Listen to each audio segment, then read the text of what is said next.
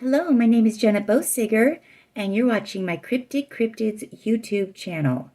On this episode, I found what looks like a double-headed stone sphinx out in the middle of the Anza Borrego Desert. So please don't forget to subscribe and like this video to see more. So this time, my friend Danae got to decide where we would go, and she wanted to go to a calcite mine deep in the Anza Borrego Desert. And so we did find the calcite mine. It was really big, and the mine area was spread out over a large area, but this was the actual mine itself. And we had to go down a pretty serious dirt road, and we just kept getting deeper and deeper into the desert, and there were so many interesting things to take photographs of.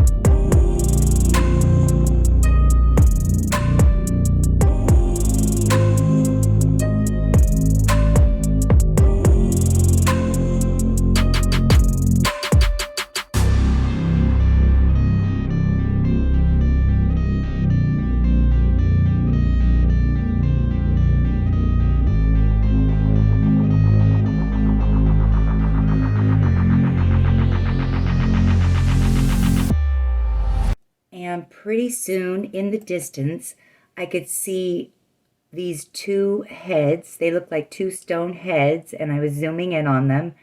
And we kept getting closer and closer to it.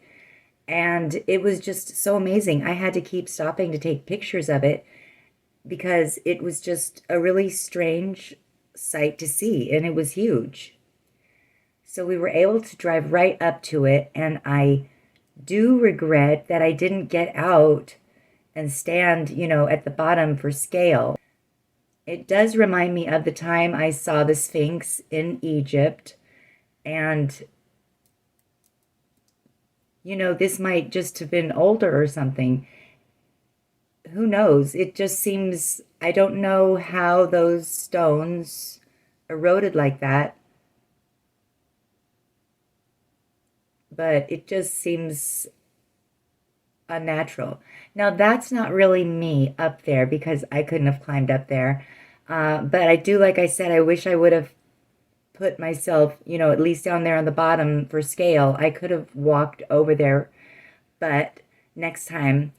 But this actually is me when I was in Egypt, standing next to one of the stone Sphinx statues there. And just zooming in on his eyes, his face is very human, but he has cat-like eyes. So on this trip, my dog Waldo came with us, and it was early in the spring, but I am very protective of him and trying to teach him things, and so I had to keep an eye on him to make sure he didn't slide down any hills or get into any kind of trouble or overheat.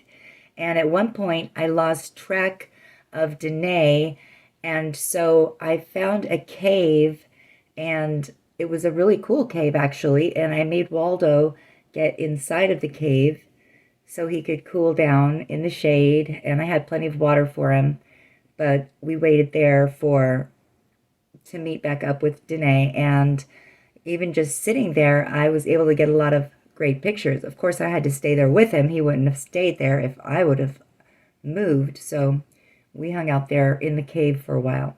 Right across from the cave where we were sitting, though, was this, strange there's just so many strange features in the area.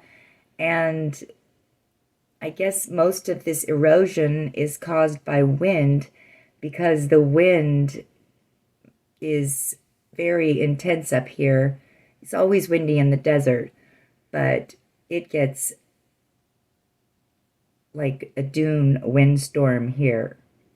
And it's just, even as old as they are, you wonder if they're all naturally formed.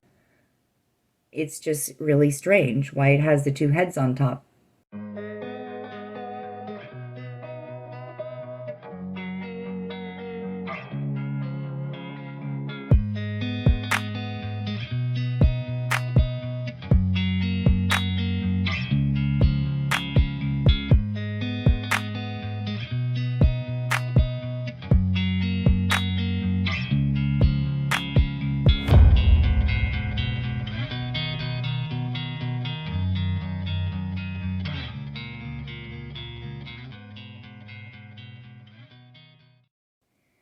And then the final thing I want to show you is